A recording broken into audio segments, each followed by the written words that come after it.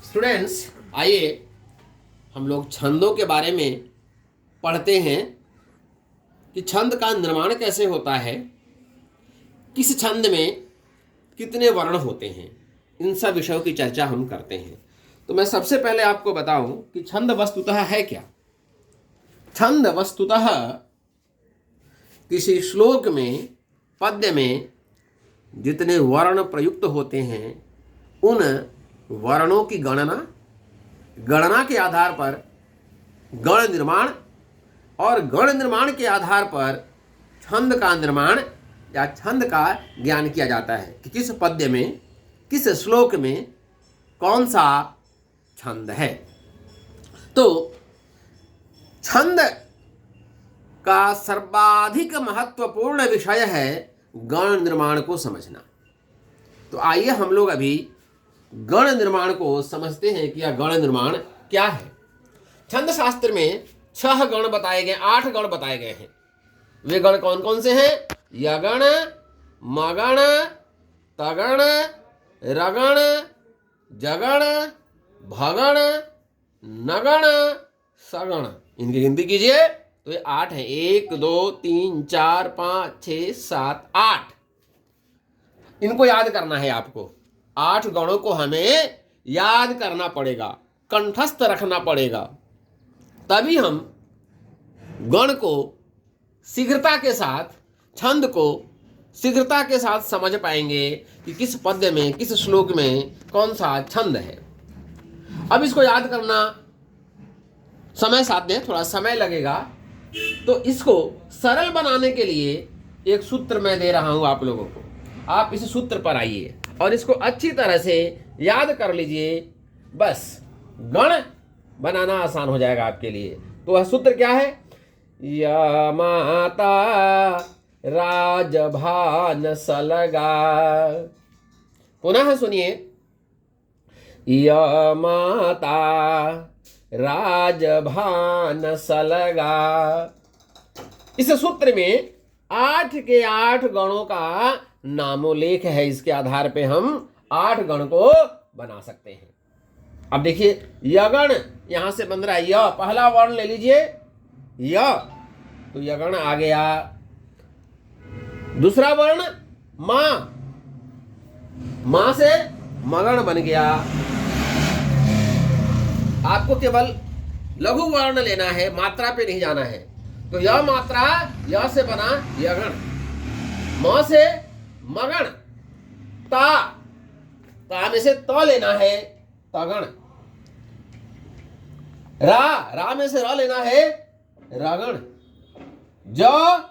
जगण, भा भगण, नगण, सगण, ल लघु और गा का ग वर्ण लिया, गुरु। अब लघु और गुरु क्या है? तो ये दोनों वर्ण हैं। 2 ही तरह के वर्ण होते हैं हिंदी और संस्कृत में, लघु और गुरु वर्ण। तो ल से लघु वर्ण और गा से गुरु वर्ण का निर्देश किया गया है यहां पर। तो इस तरह ये 8 के 8 गण यहां आ गए। इनकी गिनती कर लीजिए फिर से। यगण, मगण, तगण, रगण, जगण, भगण, नगण, सगण। ये 8 के 8 हो गए। अब प्रश्न उठता है कि लघु वर्ण या मात्रा किसको कहेंगे? गुरु वर्ण या मात्रा किसको कहेंगे? तो लघु के लिए एक चिन्ह हम लगाते हैं, सीधी सी लाइन छोटी सी डालते हैं लघु के लिए। गुरु के लिए अवग्रह का चिन्ह होता है, अंग्रेजी में एस जैसा होता है। यह चिन्ह बनाना है हमें। ये छोटी मात्रा है, इसी को ह्रस्व वर्ण भी कहते हैं। यह एस जैसा गुरु वर्ण होता है, इसको बड़ी मात्रा कहते हैं और इसको दीर्घ वर्ण भी कहा जाता है। अब वर्णमाला में किन वर्णों को लघु कहेंगे और किन वर्णों को गुरु कहेंगे, उसको देख लीजिए आप। आ, बड़ी ई, बड़ा ऊ, ओ, औ, ए, ऐ, अंग, अह। ये 9 वर्ण हैं जो दीर्घ वर्ण कहलाते हैं, इन्हीं को बड़ी मात्रा या दीर्घ वर्ण कहते हैं। इनके चिन्ह देखिए, हर जगह ई आपको नहीं दिखेगा, इसका चिन्ह लगाया जाता है। तो आ, जैसे राम, तो र में आ की मात्रा है, वो केवल डंडा दे करके, लाइन दे करके हम लिखते हैं आ। यह ई की मात्रा है, छोटी ई की मात्रा, बड़ी की मात्रा है। नहीं, यहां पर गलत हो गया, इसको ठीक कर लीजिए, ऐसे होगा ये बड़ी ई की मात्रा। जैसे आप लिखते हैं की, तो क में बड़ी की मात्रा लगती है, या दीर्घ वर्ण है। बड़ा ऊ की मात्रा हम ऐसे लगाते हैं। ओ की मात्रा ऐसे लगाते हैं। ओ की मात्रा ऐसे लगाते हैं। देखिए, एक को हम ऐसे लिखते हैं केला, ऐ बैल, ऐसा मात्रा लगाते हैं। अंग और अह विसर्ग के साथ और अनुस्वार के साथ होता है। ये 9 वर्ण हैं जिनको हम दीर्घ कहते हैं। अब लघु वर्ण कौन से हो गए? तो अ, छोटी ई, छोटा ऊ, और सारे के सारे व्यंजन, जितने व्यंजन हैं वे सब लघु वर्ण के अंतर्गत आते हैं। इनका चिन्ह आपको पता है। अ के लिए कोई चिन्ह नहीं लिखते हैं। जैसे कमल है तो क में अ है, म में अ है, ल में अ है, लेकिन उसके लिए हम कोई चिन्ह नहीं लगाते हैं। ये छोटी ई है और ऐसी मात्रा छोटा ऊ के लिए लगाते हैं। तो इस तरह यह वर्ण व्यवस्था है। इस वर्ण व्यवस्था के आधार पे ही हम आगे छंद का निर्माण कर पाएंगे। अब मैं बताता हूं कि यगण, मगण, तगण, इन गणों में वर्ण व्यवस्था कैसे होगी। तो देखिए, यगण हमने यहां लिखा, इसी को यहीं पर हम लिख लेते हैं, य गण, यगण। अब यहां से गिनती कीजिए।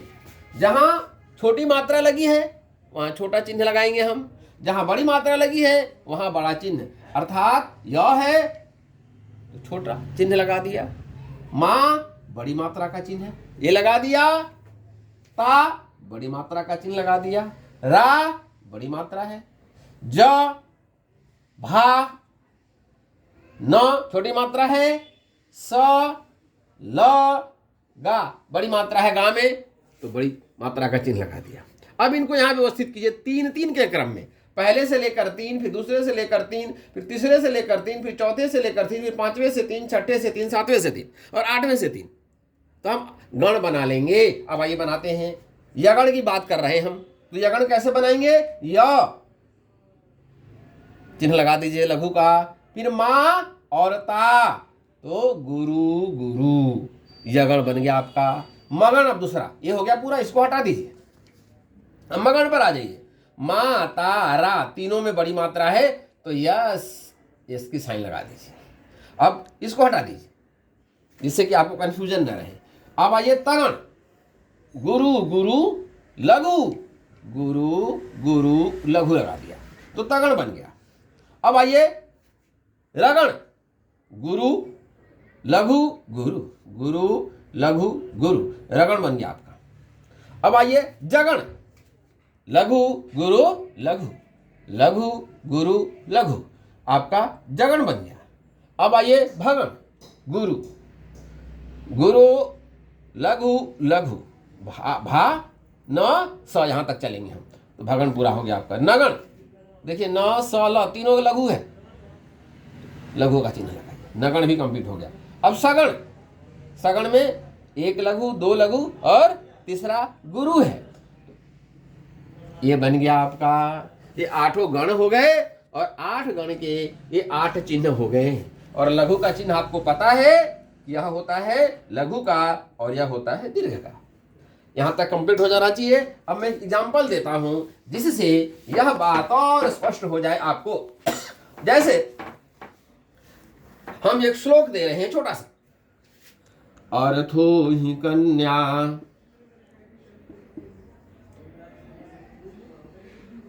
पर की अयेव। अब आइए यहां गण को लगाइए। आप कौन सा गण लगा पा रहे हैं, कौन सा गण बनेगा?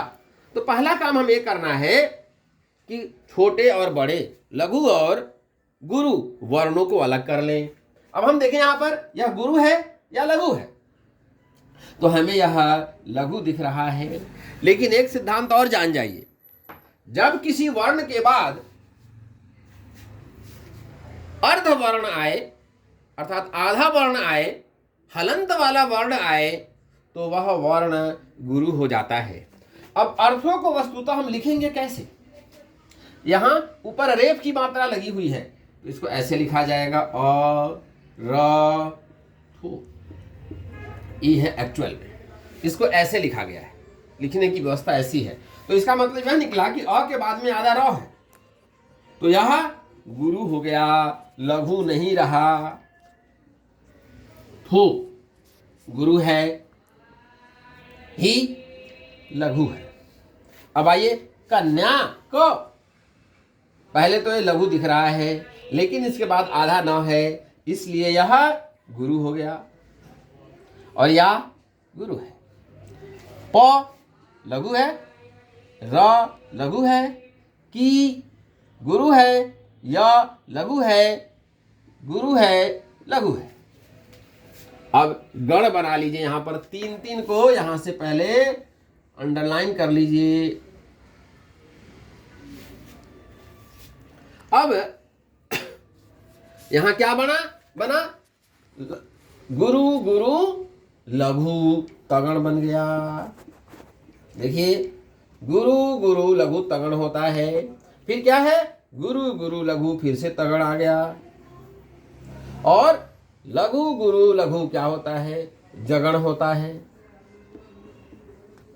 और यह लघु है, गुरु है, और यह लघु है। यह श्लोक का एक चरण है। संस्कृत के ज्यादातर श्लोक, सभी श्लोक 4 चरणों में होते हैं, और जो गण व्यवस्था प्रथम चरण में होती है, वही गण व्यवस्था ज्यादातर श्लोकों में, सभी में नहीं, ये ध्यान रखना है।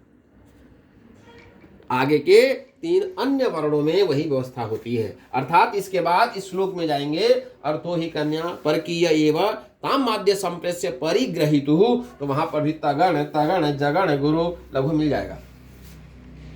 फिर तीसरी लाइन लीजिए, अर्थो ही कन्या परकीय एव ताम माध्य संप्रेष्य परिग्रहीतु जातो ममायम विशुद्ध प्रकामम प्रत्यर्पित न्यास इवांतरात्मा। इस तरह से चारों चरण में हमें यही वर्ण मिलेंगे। तो अब क्या मिला हमें, तगण तगण जगण गुरु गुरु। यह कहां पर होता है, इस छंद का क्या नाम है, तो इस छंद का नाम है इंद्र वज्रा छंद। बस हो गया कंप्लीट आपका। तो इस तरह हम छंदों का निर्धारण करते हैं कि किस श्लोक में कौन सा छंद है। आप इसको पढ़िए और इंद्र वज्रा छंद के 2-3 श्लोकों का श्लोक लीजिए। साहित्य आलोचन में इस छंद के नीचे ही दिए हुए हैं, उन श्लोकों में पहले गण निर्धारण कीजिए और देखिए क्या इंद्र वज्रा छंद है या नहीं है। जहाँ नहीं समझ आता है वहाँ मुझे बताइए। इति।